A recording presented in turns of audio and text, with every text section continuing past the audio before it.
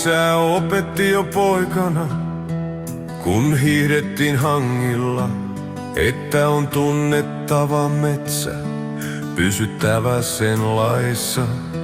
Opin kuuntelemaan tuulta ja ääntä erämaa. Opin kunnioittamaan, opin luontoa lukemaan. Sumu nousee suolta, aamun viileys kirpaisee. Hirvi nousee notkosta, katse hetkeksi kohtaa sen. Vaisto vie ja sydän lyö, hetki on nyt tai ei. Mä vedän liipaisimesta ja maa sen äänen vei.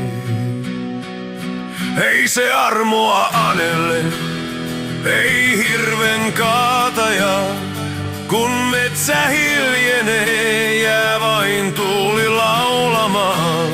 Ei se mainetta kaipaa, ei pyydä kunniaa, vain kunnioittaa luontoa, sen voimaa ja rauhaa.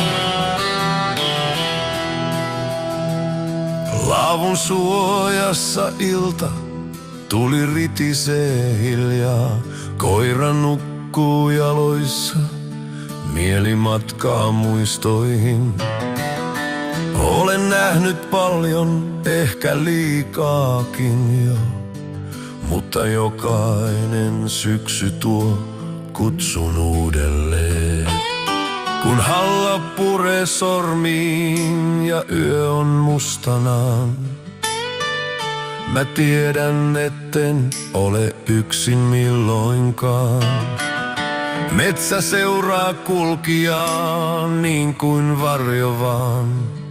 Ja kerran vielä viimeisen henkäykseni saa.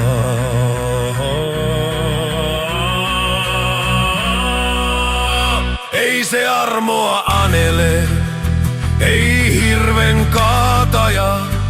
Kun veri virtaa maahan ja taivas punertaa, ei se mainetta kaipaa, ei pyydä kunniaa, vain riisuu hatun päästä ja kiittää metsää.